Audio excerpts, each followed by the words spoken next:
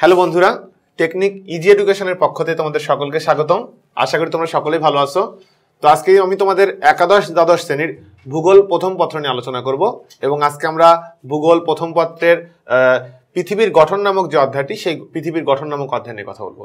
তো দেখো, আজকে আমরা পৃথিবীর গঠনের যে বিষয়টি নিয়ে কথা বলতে চাচ্ছি সেটা হচ্ছে যে পৃথিবীর বাহ্যিক ও অভ্যন্তরীণ গঠন এবং ভূ অভ্যন্তর, এই দুটো টপিক সম্পর্কে আমরা ধারণা লাভ করব। তো প্রথমত একটু কথা বলে নিই, আমরা পৃথিবীর গঠন সম্পর্কে পড়তেছি। তো আমরা এই বিষয়টা জেনে গেছি যে আমরা আমাদের আলোচনার বিষয়টা কিন্তু প্রাকৃতিক ভূগোল নিয়ে, প্রকৃতিগতভাবে সৃষ্ট যে ভূগোলের যে বিষয়গুলো রয়েছে আমাদের আলোচনাতে কিন্তু সেই বিষয়গুলো চলে আসতেছে। এবং ইতোমধ্যে তোমরা আমাদের পূর্বের ক্লাসগুলোতে দেখেছো আমরা প্রাকৃতিক ভূগোল নিয়ে কথা বলেছিলাম।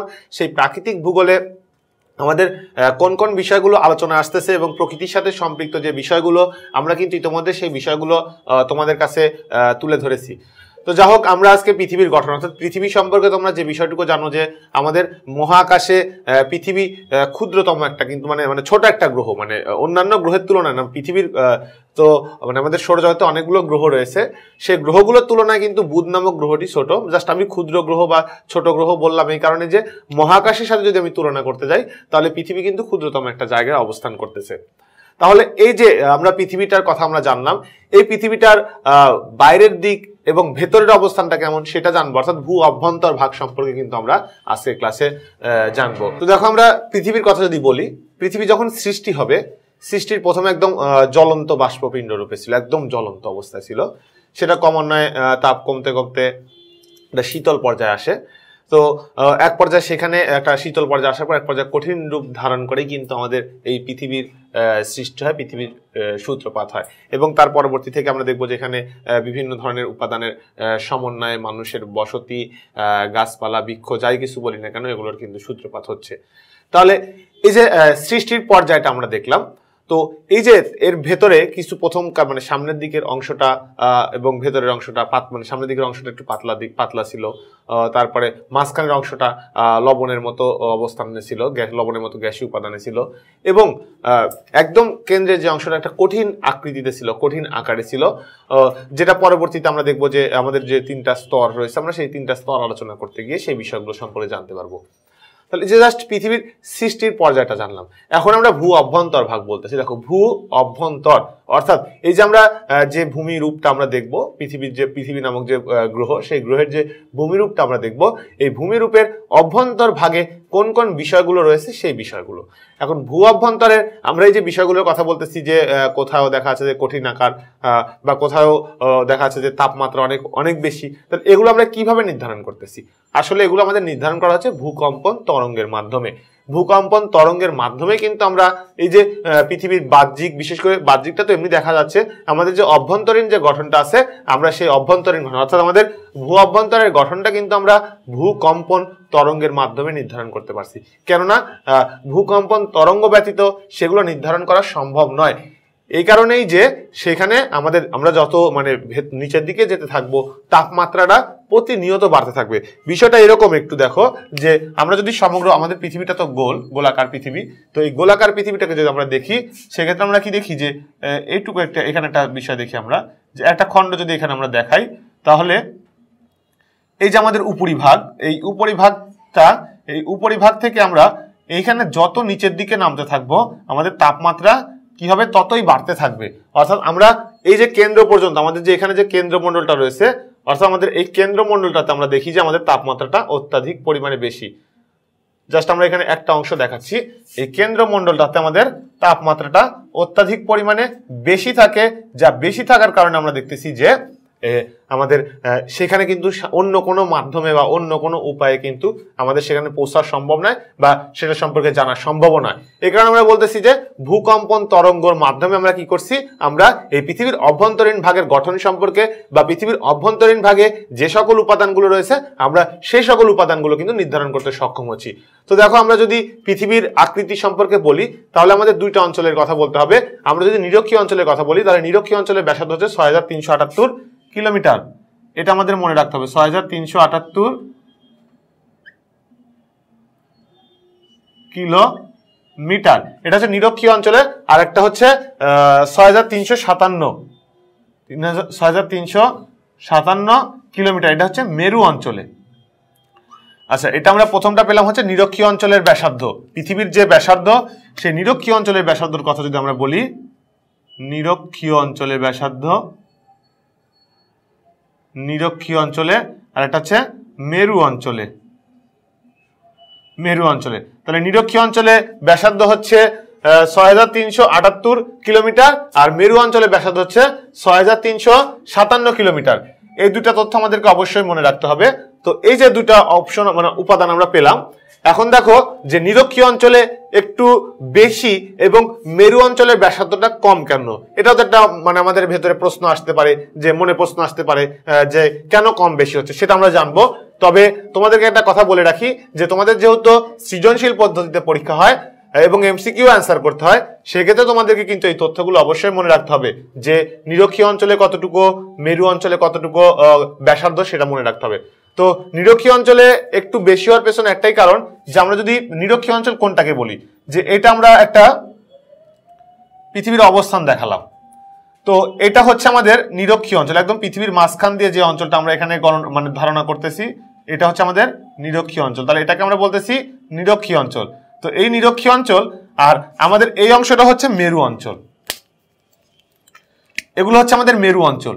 তাহলে দেখো, এই নিরক্ষীয় অঞ্চল আর মেরু অঞ্চলের যদি আমরা ব্যাসার্ধ দেখতে চাই, তাহলে কিন্তু আমাদের নিরক্ষীয় অঞ্চলের ব্যাসার্ধটা কিন্তু বেশি হচ্ছে মেরু অঞ্চলের চেয়ে, কেননা জায়গাটা বেশি নিচ্ছে। এই কারণে আমরা কি দেখতেছি, আমাদের এই যে আমরা কাউন্টিং করলাম দুইটা দুই রকম ভাবে, একটা বললাম নিরক্ষীয় অঞ্চল, একটা বললাম মেরু অঞ্চল। তাহলে এটা হচ্ছে আমাদের নিরক্ষীয় অঞ্চল, নিরক্ষ রেখা, এটাকে আমরা বলে থাকি হচ্ছে নিরক্ষ রেখা। তাহলে এই নিরক্ষীয় অঞ্চলে আমাদের পরিমাণটা কি হচ্ছে, আমাদের ব্যাসার্ধটা কি হচ্ছে, পৃথিবীর ব্যাসার্ধটা একটু বেশি হচ্ছে, এবং সেটার পরিমাপ কত, 6378 কিলোমিটার। এই যে 6378 কিলোমিটার বললাম, এটা আমাদেরকে মনে রাখতে হবে। আর আমাদের এটা হচ্ছে মেরু অঞ্চল, এই মেরু অঞ্চলের ব্যাসার্ধ কত বললাম, মেরু অঞ্চলের ব্যাসার্ধ আমরা বললাম হচ্ছে 6357 কিলোমিটার। তাহলে এইখানটা হচ্ছে আমাদের মেরু অঞ্চল, এর ব্যাসার্ধ হচ্ছে 6357 কিলোমিটার। এই তথ্যটুকু আমাদেরকে মনে রাখতে হবে। তারপরে আমরা যেটা বললাম, যে ভূকম্পন তরঙ্গের মাধ্যমে আমরা ভূ অভ্যন্তরের গঠন সম্পর্কে জানতে পেরেছি, এবং সেটা যদি তোমাদেরকে বলি, তাহলে এখানে দেখো যে তিনটা ভাগে মানে তিনটা স্তর সম্পর্কে জানতে পেরেছি আমরা ভূকম্পন তরঙ্গের মাধ্যমে কিভাবে জানা যাচ্ছে, সেটা আমরা একটু ব্যাখ্যাতে আসবো। তার আগে আমরা যে এই যে আমরা গঠন প্রণালী সম্পর্কে আমরা এখানে বের করতেছি, এখানে তিনটা ভাগ আমরা পাবো। একটা হচ্ছে অশ্বমণ্ডল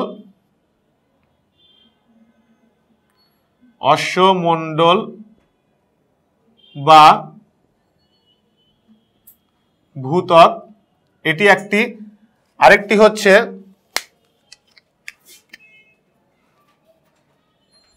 গুরুমণ্ডল,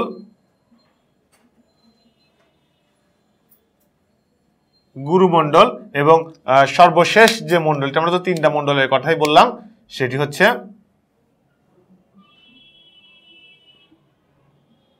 কেন্দ্র মণ্ডল। তাহলে এই তিনটা মণ্ডলে কিন্তু ভাগ করা হয়েছে আমরা, অর্থাৎ এই যে আমরা এখানে একটা ছোট্ট অংশ দেখেছিলাম, এটা কিন্তু আমাদের স্তরবিন্যাসের একটা অংশ, এবং এই অনুযায়ী আমরা বলতে পারি যে আমাদের কি করা হয়েছে, তিনটা ভাগে ভাগ করা হয়েছে। তার মধ্যে কেন্দ্র একটি, যেটা আমরা এই যে এখানে কেন্দ্র দেখতেছি, এই কেন্দ্র অনুযায়ী কি করা হয়েছে, কেন্দ্র অনুযায়ী কিন্তু আমাদের তিনটা অবস্থান জানতে পারা হয়েছে। এবং এই চিত্রের মাধ্যমে তোমাদেরকে আমি যে কথাটা বললাম, সেটা হচ্ছে যে এইখানে আমরা যত গভীরের দিকে নামছি, আমাদের তাপমাত্রা কি হয়েছে, তাপমাত্রা ততই বাড়া শুরু করেছে। এবং এখানে আমরা দেখবো যে 4000 থেকে 5000 ডিগ্রি সেন্টিগ্রেড তাপমাত্রা কিন্তু সবসময় থাকে। তাহলে একটু ভেবে দেখো, যে যেখানে আমাদের 40 আমাদের টেম্পারেচার 35 থেকে 40-এ চলে আসলে আমরা মানে গরমে কাতর হয়ে পড়ি।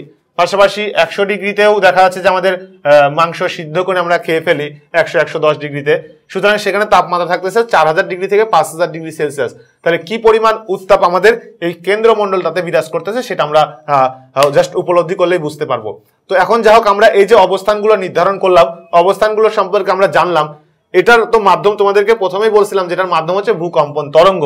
তো আমরা এখন দেখবো যে এই ভূকম্পন তরঙ্গটা চিত্রের মাধ্যমে দেখবো যে কিভাবে ভূকম্পন তরঙ্গগুলো নির্ধারণ করা হয়।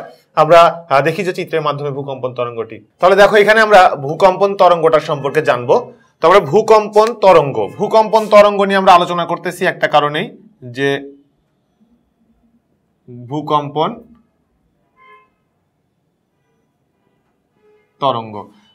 তরঙ্গ নিয়ে আলোচনা করার পেছনে একমাত্র কারণ, যে আমাদের জাস্ট বেসিক ধারণাটা মানে বেসিকটা আমাদের পরিষ্কার করা, যেমন এই যে আমরা জানতে পারলাম যে এখানে এতটা উষ্ণ, তারপর আমরা এর মাধ্যমে আমরা জানতে পারতেছি বা নির্ধারণ করতে পারতেছি যে আমাদের এই স্তরগুলো রয়েছে, স্তরগুলো আলাদা আলাদা আলাদা বৈশিষ্ট্য রয়েছে, জন্য কিন্তু সেগুলোকে স্তর বলা হচ্ছে।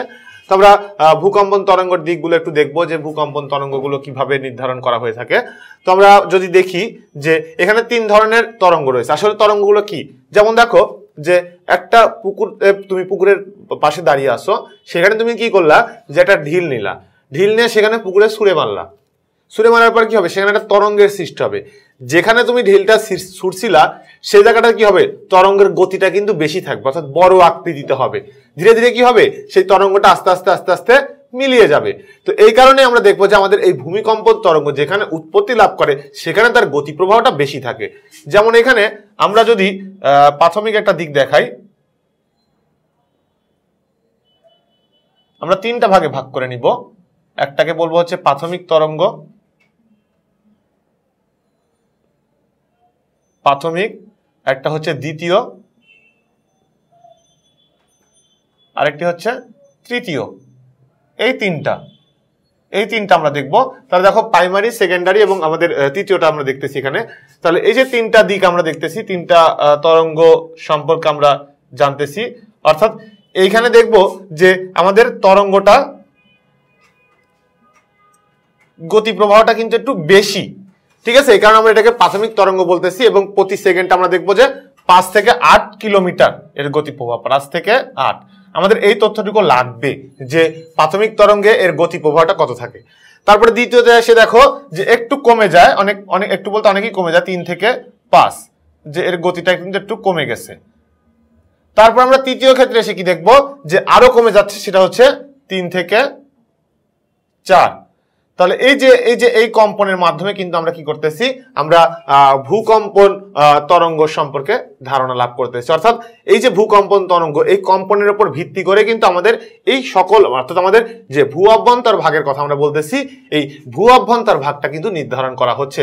অর্থাৎ ভূ অভ্যন্তর ভাগের কোনটা কোন অবস্থানে রয়েছে, কোন কোন উপাদানগুলো রয়েছে, সেগুলো আমরা ভূকম্পন তরঙ্গের মাধ্যমে কিন্তু জানতে পারছি। এই কারণে বলা হচ্ছে যে আমাদের মানে ভূ অভ্যন্তর ভাগ সম্পর্কে জানার জন্য একমাত্র উপাদান হচ্ছে আমাদের ভূকম্পন তরঙ্গ, যে ভূকম্পন তরঙ্গের মাধ্যমে আমরা কি করতে পারি, আমাদের ভূ অভ্যন্তর ভাগ সম্পর্কে জানতে পারি।